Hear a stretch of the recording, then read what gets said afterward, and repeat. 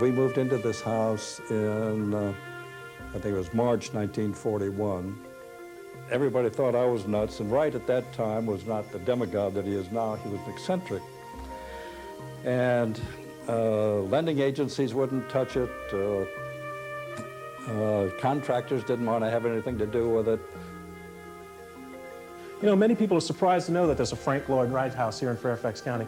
Tell us a little bit of how it got here. Well, Drew, I would have been surprised 50 years ago to see all the adulation and attention that this house is getting, that it has become an architectural icon, an object of worship for people from all over the world. What caused me to get this house was not architecture at all. It was more a religious experience. It was Frank Lloyd Wright's philosophy. But to me, Wright was saying the same things that Ralph Waldo Emerson, my hero, or Tao or Jesus was saying about the examined life and the courage to live it. And I wrote him a letter that no man with a normal ego could say no to. And in a couple of weeks, my heart jumped up to see in the post office box that buff envelope with the red square in the corner. And I tore it open, and it said, "Dear Loren, of course I'm ready to give you a house." It was like, you know what it's like to build a house today. What was it like to build a Frank Lloyd Wright house in those days? Oh, Lord, it was impossible. In the first place, I should say that I was on the Evening Star copy desk making all of $50 a week, so people thought I was nuts getting this great architect whose buildings always cost twice what he estimated.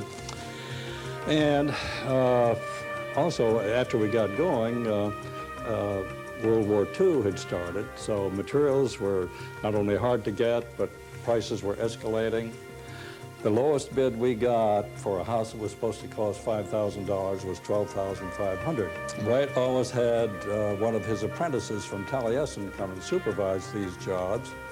And Gordon Chadwick, who was a very talented young fellow, found a carpenter, Howard Rickert, who was a consummate craftsman, and this house is a cabinet work job. And Rickert was one of the few people who saw the blueprints and understood them and was enthusiastic about them. He said, "This is a logical house." Everything worked out beautifully. The house cost somewhere around $7,000, furnished with rugs and furniture. This house was definitely unconventional for its time. What was it like living here on a day-to-day basis? This was living in a work of art, and it was wonderful because the outdoors was part of our living area. Behind you, this is the dining area.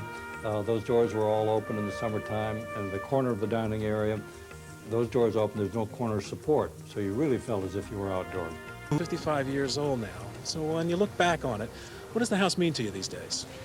It's been a very important part of my life, a central part, you might say. I've been away from it a lot more than I've been in it, but spiritually I never left. And it represented a wonderful part of my life. It was part of my religion, you might say, my philosophy of life. It was much more than architecture, much more than just a house.